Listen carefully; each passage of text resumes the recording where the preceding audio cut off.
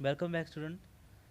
तो पिछले टॉपिक में हमने मिनरल की definition, classification of minerals means किस तरह से इनकी जो नेचर है उसके हिसाब से हमने किस तरह से क्लासीफाई करते हैं उसके बारे में पढ़ा था।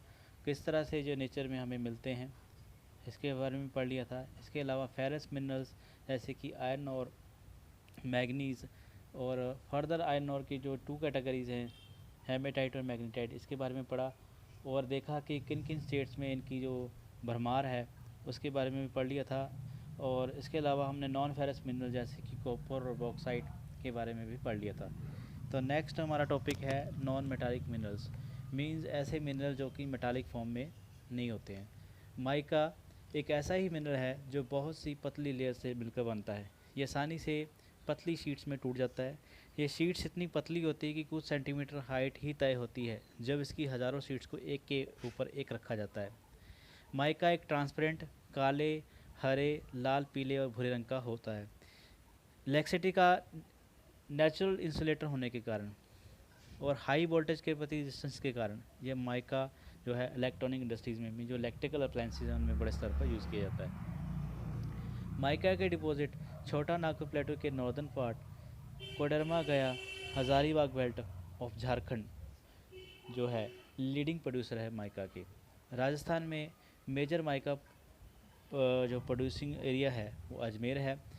नेलोड़े माइका बेल्ट आंध्र प्रदेश में भी एक इम्पोर्टेंट माइका प्रोड्यूसिंग एरिया है। Next, hazards of mining mean जितने भी तरह की जो माइनिंग की जाती है इन मिनरल्स को निकालने के लिए उसके क्या नुकसान हैं। क्या आपने कभी सोचा है कि किस तरह से माइनर्स मीन जो खुदाई करने वाले जो मज़दूर हैं माइंस में मिनरल्स को निकालते हैं। माइनिंग से मिनरल्स की जो माइनिंग से माइनर्स मीन जो खुदाई करने वाले हैं उनकी हेल्थ और इन्वायरमेंट पर क्या प्रभाव पड़ता है। धूल और काली राख जब माइनर्स की सांस दौरान उनके अंदर जाती है तो उनको फेफड़ों से जुड़ी बीमारियां हो सकती हैं, मीन जो सांस से जुड़ी बीमारियां उनको हो सकती हैं। माइन रूप्स का टूटना और कोल्ड माइन में आग लगना है ऐसे खतरे हैं जिनका खतरा हर वक्त माइनर्स को बना रहता है। इसके अलावा उस एरिया में मौजूद पानी के सोते माइनिंग से कंटेमिनेट मीन जो पानी के सोते अंडरग्राउंड वाटर है वो भी कंटेमिनेट हो जाता है। वेस्ट और स्लरी की डंपिंग ज़मीन और फर्दर नदी में करने से नदियों में जो पोल्यूशन है वो बढ़ता है। नेक्स्ट, रॉक मिनरल्स मीन चट्टानों में पाए जाने वाले कुछ मिनरल्स जैसे कि लाइमस्टोन चूना पत्थर उन चट्टानों में पाया जाता है जो कैल्शियम कार्बोनेट्स और मैग्नीशियम कार्बोनेट से बने होते हैं। ये सेडिमेंट्री रॉक्स में मिलता है। लाइमस्टोन सीमेंट इंडस्ट्री और आयरन ओर की स्मेल्टिंग में मीन्स मेल्टिंग में जो उसकी प्रोसेसिंग होती है आयरन ओर की उसमें एक बेसिक रॉ मटेरियल है। तो ये मेजर जो लाइमस्टोन प्रोड्यूसिंग बेल्ट हैं वो आंध्र प्रदेश है 20%, कर्नाटका 30%, अदर जो है 50% कंट्रीब्यूट करते हैं। तो कर्नाटका 30% नंबर के साथ सबसे ज़्यादा लाइमस्टोन प्रोड्यूस करने वाली स्टेट है। Next, conservation of minerals. Minerals हमारी इंडस्ट्री और एग्रीकल्चर इंडस्ट्री के लिए मीन्स इंडस्ट्री के अलावा जो एग्रीकल्चर इंडस्ट्रीज़ है उसके लिए बहुत ज़रूरी है। जुड़ी मिनरल्स अर्थ की क्रस्ट का 1% ही हैं। हम बड़ी तेज़ी से इन मिनरल रिसोर्सेज का यूज़ करते जा रहे हैं जिनको बनने में लाखों साल लगे हैं। इसलिए mineral resource non renewable resource हैं, मीन्स एक बार अगर ये ख़त्म हो जाएंगी तो इनको हम फिर से जो है रिप्लेनिश नहीं कर सकते। हमारे देश में बड़ी स्तर के मिनरल्स मौजूद हैं लेकिन इनकी क्वांटिटी कम है। ज़्यादा खुदाई और इनको गहराई बढ़ने से इनकी कॉस्ट बढ़ती है और क्वालिटी भी कम होती जाती है। इसलिए हमें मिनरल रिसोर्सेज को प्लान्ड और सस्टेनेबल मैनर में यूज़ करना होगा। इम्प्रूव टेक्नोलॉजीज़ की हेल्प से लो ग्रेड ओर्स को लो कॉस्ट में निकाला जा सकता है। मेटल्स की रिसाइकलिंग और स्क्रैप मेटल के यूज़ से हम अपने मिनरल रिसोर्सेज को फ्यूचर के लिए बचा कर रख सकते हैं। Next, energy resources. अब हम आज बात करेंगे एनर्जी रिसोर्सेज की। बहुत सी एक्टिविटीज़ एनर्जी की बहुत सी एक्टिविटीज़ के लिए एनर्जी की रिक्वायरमेंट होती है, जैसे कि खाना पकाने के लिए, लाइट और हीट के लिए, व्हीकल्स के लिए, इंडस्ट्रीज़ को रन करने के लिए आदि। जनरली फ्यूल मिनरल्स लाइक हम बात करते हैं कोल, पेट्रोलियम, नेचुरल गैस, यूरेनियम और इलेक्ट्रिसिटी से एनर्जी हमें मिलती है।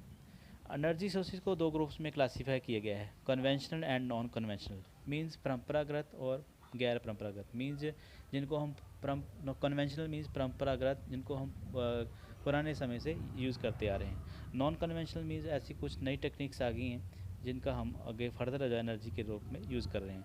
तो सबसे पहले हम बात करते हैं कन्वेंशनल मीन्स, कन्वेंशनल जो सोर्सेज ऑफ एनर्जी है। जैसे कि गांव में जनरली हम देखते हैं कि फायरवुड जो लकड़ी है, कैटल डंग, गोबर का इस्तेमाल, गोबर के उपले उपले जो है उनका यूज़ किया जाता है। कोल, पेट्रोलियम, नेचुरल गैस और इलेक्ट्रिसिटी, बहुत हाइड्रो और थर्मल इसमें आ जाते हैं। नेक्स्ट नॉन कन्वेंशनल में आ जाता है solar energy, wind energy, tidal energy, geothermal, biogas, atomic energy, ये सारे इसमें आ जाते हैं। फायरवुड और कैटल डंग रूरल इंडिया में सबसे कॉमन है। रूरल एरिया में इन्हीं दो रिसोर्सेज का यूज़ 70% ऊर्जा को पूरा करता है, लेकिन इसके अधिकतर यूज़ से फॉरेस्ट एरिया कम हो गया है। और कोडंग में जो गोबर का इस्तेमाल जो हम करते हैं उपलों के रूप में खाना बनाने के लिए, उसने जो ज़रूरी मैन्योर है वो भी कम पड़ जाती है। मीन्स अगर हम इसका यूज़ ना करें तो इससे जो हमारे खेतों के लिए जो ज़रूरी खाद है वो बन सकती है। Next, conventional sources of energy, किस तरह से हम जो है अपनी एनर्जी डिमांड्स को कन्वेंशनल सोर्सेज से घटाकर नॉन कन्वेंशनल की तरफ शिफ्ट कर सकते हैं। तो सबसे पहले हम बात करते हैं कोल की।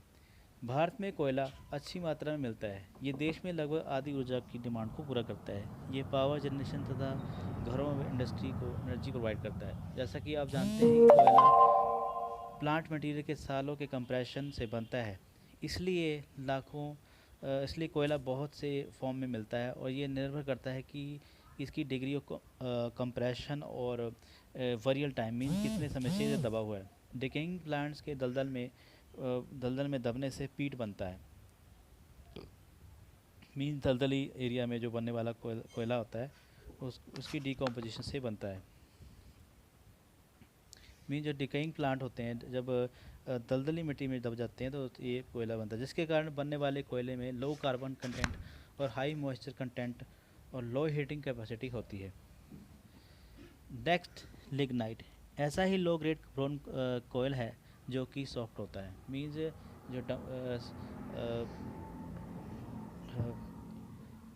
डिकेइंग प्लांट्स की जो स्वैम्प एरिया है, जो दलदल एरिया, उसमें बनने वाले कोयले को लिग्नाइट कहते हैं। इस तरह का कोयला तमिलनाडु के नेवेली में मिलता है और इलेक्ट्रिसिटी जनरेशन के लिए यूज़ किया जाता है। कोयला जो कि गहराई में पाया जाता है, ये तहों के रूप में हमें मिलता है। नेक्स्ट, बिटुमिनस कोयल,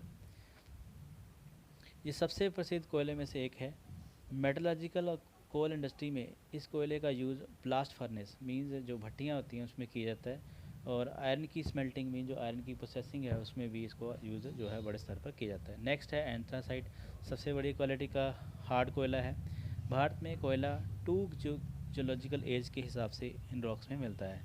जैसे कि हम बात करते हैं गोंडवाना जो कि 200 मिलियन ईयर्स पुरानी है, और दूसरे डिपॉजिट 55 मिलियन ईयर्स पुराने हैं। गोंडवाना कोल जो कि मेटलर्जिकल कोल है, Damodar valley mean west Bengal, Jharkhand, Jharia, Raniganj, Bokaro, ये ऐसे कुछ एरिया जहाँ पे ये मिलता है। इसके अलावा गोदावरी, महानदी, सोन और वारधा वैली में भी कोयल के डिपॉजिट मौजूद हैं।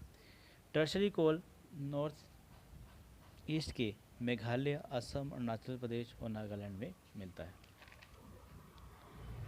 बल्कि मीन्स भारी भरकम होने के कारण हैवी इंडस्ट्रीज़ मीन जो कोयला है वो हैवी होने के कारण हैवी इंडस्ट्रीज़ और थर्मल पावर प्लांट जो कि कोल और पर रिलाई करते हैं इन डिपॉजिट के पास ही होते हैं।